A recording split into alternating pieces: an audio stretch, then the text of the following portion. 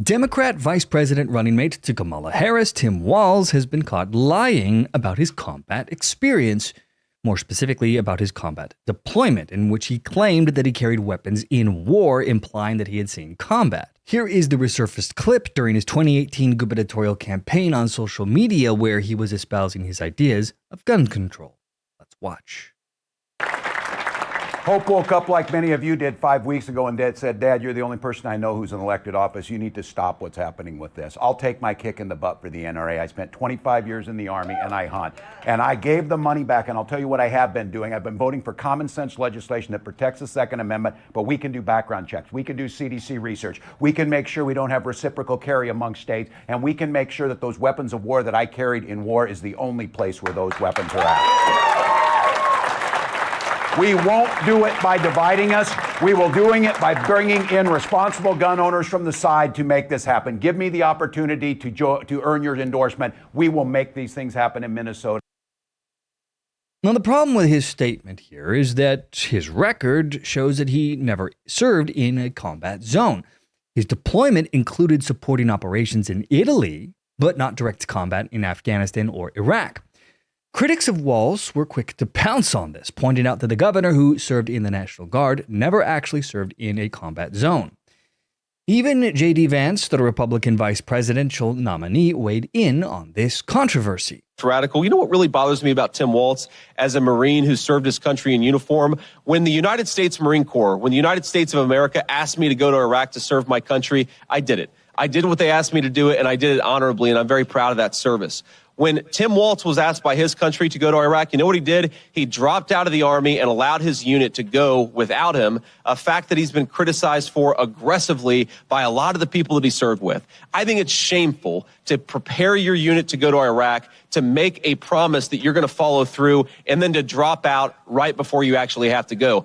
I also think it's dishonest. Something, again, if you guys ever get an opportunity to ask Tim Walz or Kamala Harris some questions, he made this interesting comment that the Kamala Harris campaign put out there, and I bet they're regretting they put it out there now, because he said that and he was making a point about gun control, he said we shouldn't allow weapons that I used in war to be on America's streets.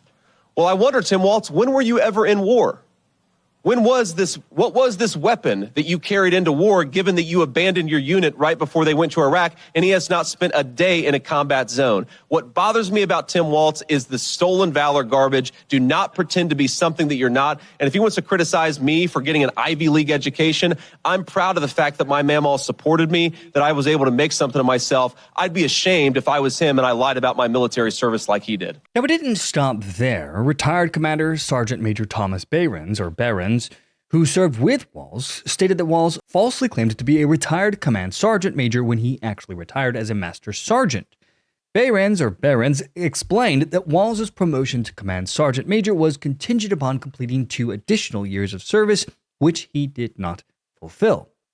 The lie, having been revealed, then went viral on social media, growing to the point where even the left-wing news outlet CNN were forced to acknowledge this situation. Walz did make a comment speaking to a group, he's done it a couple of times, where he has used language that has suggested that he carried weapons in a fighting situation. As you know, with your contact with the military, I know from coming from a military family, there is a difference between being in a combat area, being involved at a time of war, and actually being in a position where people are shooting at you. There is no evidence that at any time Governor Walz was in a position of being shot at, and some of his language could easily be seen to suggest that he was. So that is absolutely false when he said that about. And that's also on purpose, by the way. It makes him seem like he did more for the country. About gun rights out there. The campaign has essentially come forward to say, look, he had a long career. He would never want to purposely mislead people about this. That's what campaigns tend to say. And I'm sure we haven't heard the end of this, but it's an interesting argument that brings to mind past conflicts we've had in politics where military people start going at each other, and then you start saying, well, what is the basis for this? How much of it is true? And what are we to draw from that as voters? Now, not all members of CNN, though, were willing to just take this in stride or lying down. There were complaints of the right attempting to SwiftBoat Tim Walz here, a reference to John Kerry, who by the way, served in Vietnam, who was accused of embellishing his record, which hurt his campaign for president back in 2004. Here is Brianna Keeler attempting to discredit JD Vance for attacking Walz's lie of combat deployment. I wonder what you think about that, Matt. There are some questions. The question of the weapons comment. We should also mention there's been reporting that JD Vance did not see combat in his role.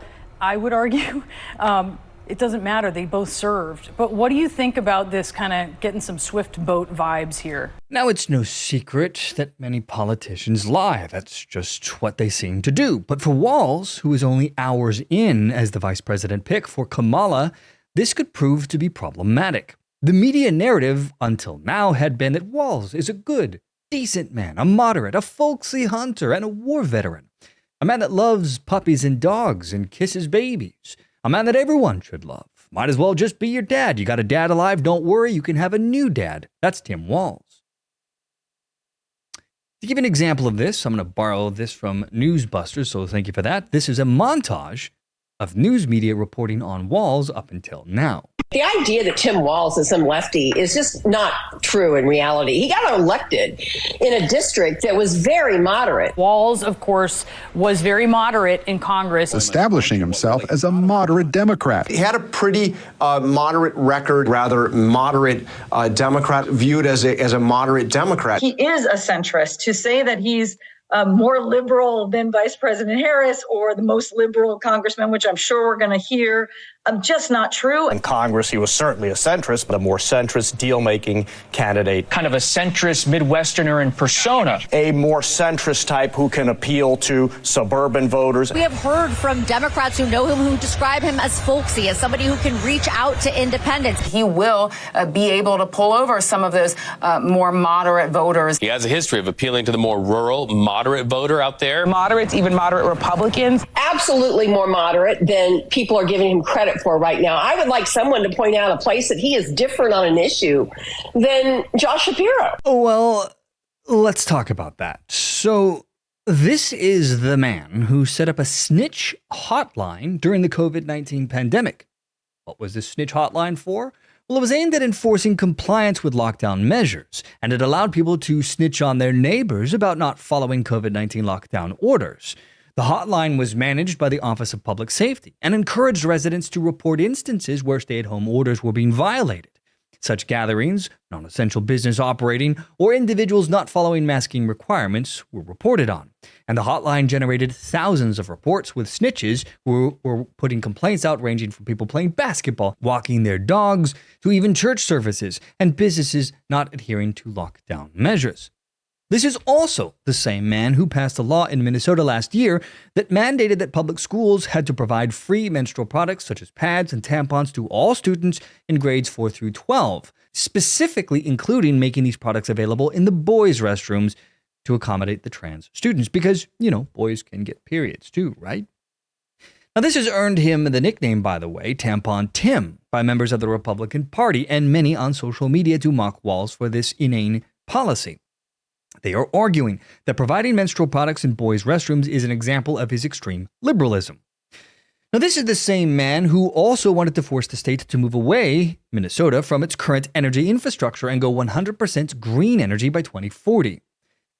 So when we understand that much of what has been said about him through the mainstream media up until now isn't necessarily who the man really is, then lies about serving in combat become far more important than it would otherwise. It is a sort of thing that can cause the entire house of cards of the public perception for Walz to collapse. Because once people think he's lying about one thing, they're going to start taking a closer look at everything else he says. So this is a problem. From the To Be Frank show, I am Adrian. Thanks for watching, my friends. I'll see you all in the next video.